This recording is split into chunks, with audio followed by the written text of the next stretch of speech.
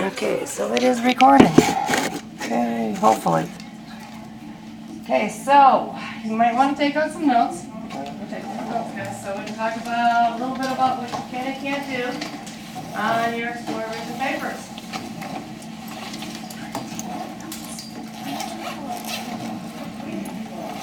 So I borrowed this material from Mrs. Baker and from Mr. Miles. And Mrs. Baker, if you've had her, you know that she uses this paragraph. My sophomores that had Mrs. Baker when they were 8th graders remembered it. Oh, okay. In the sultry heat of August day in the year 1619, Dutch sea captain sailed into the port of Jamestown, Virginia, with 20 captives whom he auctioned off as slaves. So, if you're going to use that quote and copy it word for word, it's called plagiarism. And you can't do that. That's stealing somebody's work, isn't it? So what's wrong with this? We know that it's plagiarized. What's wrong with it? It's got a reference at the end of it. Tiana. Well, it should probably be in parentheses because it's a direct quote and they can change. Parentheses or Not parentheses, quotation. Quotation marks. Good. Okay, so the correct way would be in quotation marks. And then the source at the end of it in parentheses. Okay. Some of you are running into some of the copyrights where you're not sure if you can use the material or not. So one of the safest ways of being sure you can use the material is to put it in the quotes and then source it directly. So this one, the authors just changed some of the words. Instead of intense, or instead of sultry, they have intense. The heat of the late summer day, in the heat of the summer. August afternoon is what it was, or something like that. And then the one that's really wordy, the sea captain from Holland traveled on water. Dutch sea captain is what the original quote was. And you see how wordy that became? Especially when you're writing a scientific paper, you don't want it to get real flowery and wordy. You want to keep it fairly concise into the science of what you're talking about. So just changing some of the words to synonyms, and I have seen a couple of papers where people have done that. They're going, no, you need a reference for that. So you need both in text and you need them on a works cited page. So this is an example of using an author's original and unique vocabulary. Most of it's in their own words, with the exception of that sultry heat. Again, that's the author's words. Can you use that? No, you cannot. Now this one sounds really good. With 20 African refugees on board, the Dutch landed on American shores at Jamestown, Virginia, prepared to sell their human cargo into slavery. The year was 1619, and the extreme heat of the late summer's day added to the misery of the passengers. Now that flows real nice. It sounds real nice, but what's wrong with that picture? They still didn't cite where they got the information. Exactly. You need to cite where you got the information in the first place. So even if you're putting it all into your own words, you need to cite that source. Works cited means works cited, which means you need to have both in text, in the body of your paper, as well as on a works cited page. You need to have both. As I've been going through the present technologies, there's quite a few of them where I've typed a comment in there that says you need to cite your source. If it's highlighted, if there's a message there for you, you need to go back and fix it for your final draft as these rough drafts come back.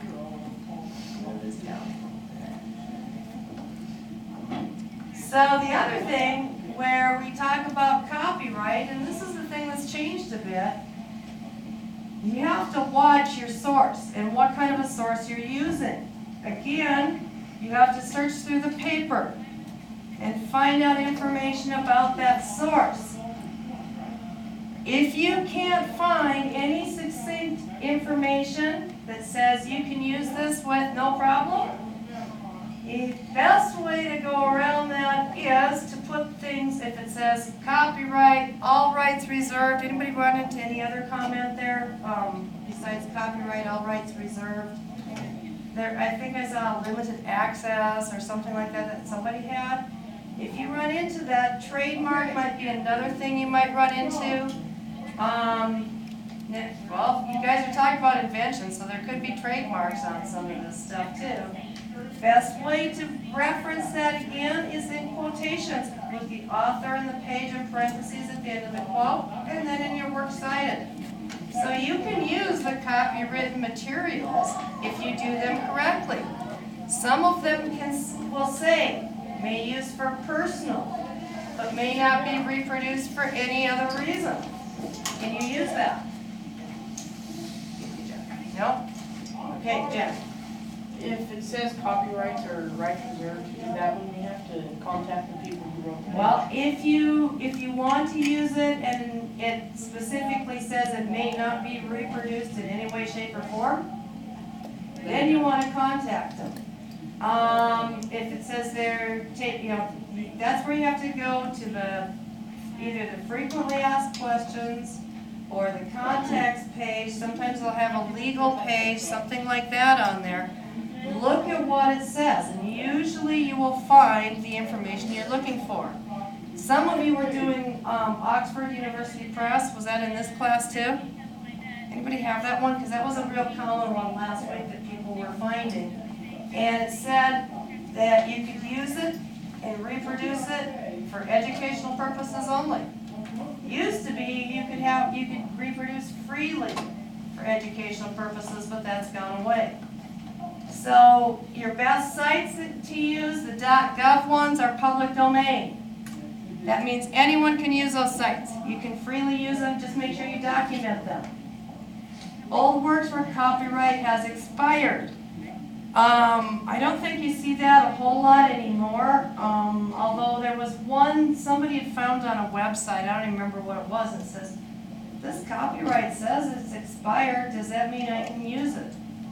Yes, because it's expired. That's what that says, it's public domain. Things that were exempt from being copywritten are also public domain, or, such as the one I just mentioned, has been released to the public domain by the authors. This is a hard one to read, but you do have it in your Google Docs page. The entire presentation is in there. So the documentation and citation is giving credit where credit is due, indicating that you are giving information, ideas, using information from other areas, and giving the credit to the proper person. If you don't do that, what are the three things that can happen? Plagiarism is what? On what? Yeah. Unfair to the author, right? It's immoral because it's wrong to do.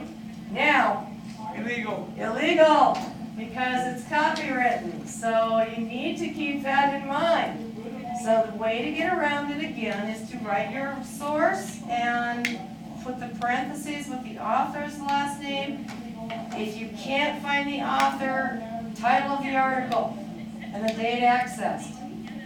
That if any information that you take off the internet especially, write down the date you accessed it, because that you can go back and put in as a reference to your date you used it. Put date accessed in your citing. So any facts, figures, ideas, quotes, or part of a work that is not your own must be cited. And I did a thank you to the two people that helped me on that, Mr. Baker and Mr. Miles. So, you've done your present technology, hopefully. You've done the history of your technology, that's the hope, right? So now you're working on the future. So go ahead and get with your partner for a minute, because we're going to go around the room and talk about future. Again, like we did with present and history. So get with your partner.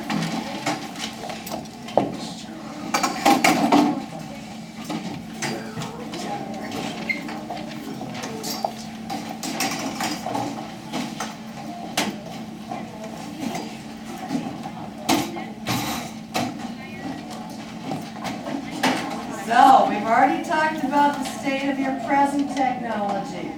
Now you guys are going to tell each of the groups, so you're going to articulate your your future idea. Anybody want to go first to tell me about what your future is? I see Jackson's hand going up. We thought that we could improve the night vision contacts to make it so they can also see either on a really large scale, see into space and see planets like a telescope, or see on a really small scale, like a microscope. Yeah, that'd be kind of cool, because you already found out that night vision contacts exist, right? Almost exist. So their technology, and that's why I wanted to point this out, is because their technology is right on the verge of what their original idea is on the verge of being invented. So they've taken that idea and made it better, okay? Good job. How about you guys? Spencer? We're getting like a contact lens that can cure any form of blindness. There are lenses that can cure some forms after laser eye surgery. And there's one that uses like a phone, like a camera phone. That's kind of complicated. Okay, you're trying to make it more simplistic? So you've kind of had to tweak your idea a bit too then, right? How about you guys? Well, the Navy created a laser for offensive, but it's about the size of a car, so we're going to try to make it defensively smaller. Okay. Make it laser smaller and a defensive device rather than offensive. That's a good idea. You like you ladies.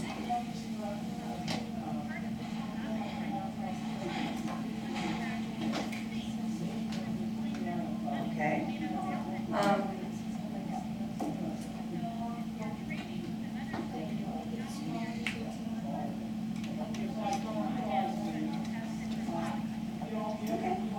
Good.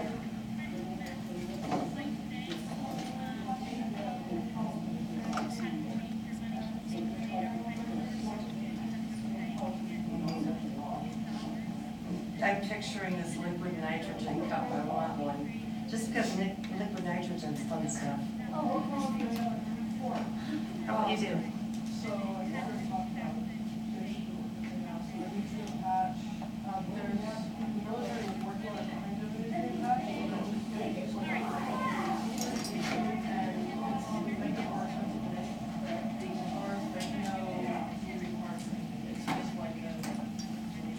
Cool. I like that idea.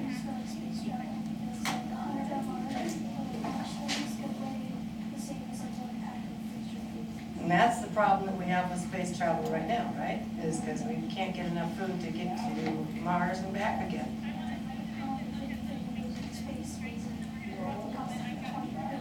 Yep. Spendy. Make it cheaper. You two ladies. A lot of the space stuff for little kids right now has a lot of issues and everything has issues, but like, I don't know, a lot of the stuff that they do just makes it okay. Okay. And you too.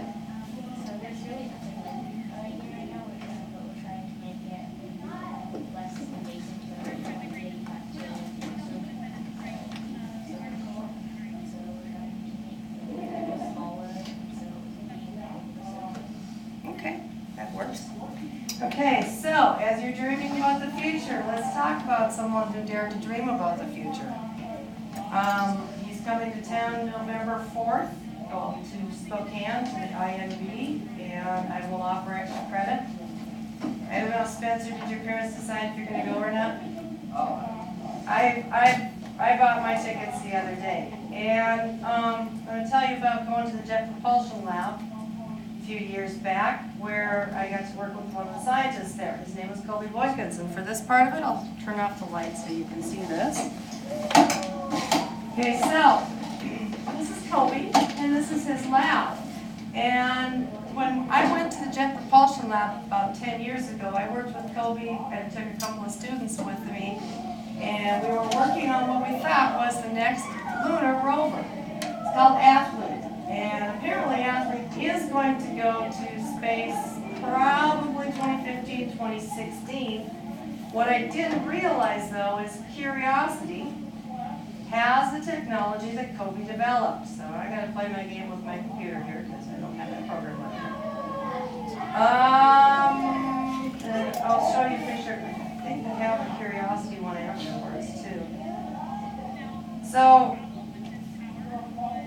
our rovers that we've had up there, Spirit and Opportunity, run on fixed wheels.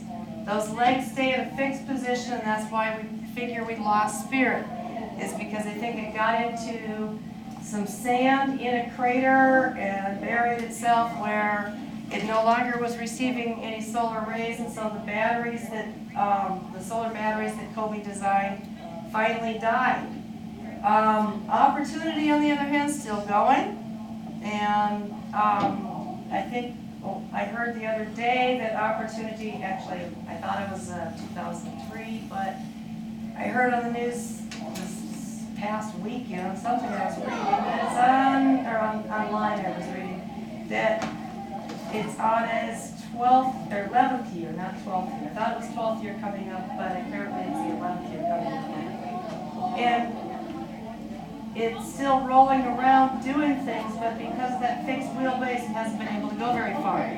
So they were coming up with a different design for the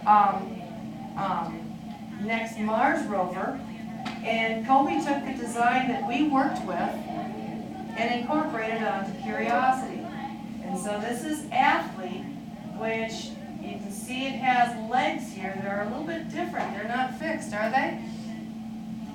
So what do you think it reminds you of? It can move around, it can grab things. So what does that remind you of, Marina? A person's leg or a person's arm? And Curiosity has been scooping up the Martian soil up onto the platform, which would be on this part right here. They have a mass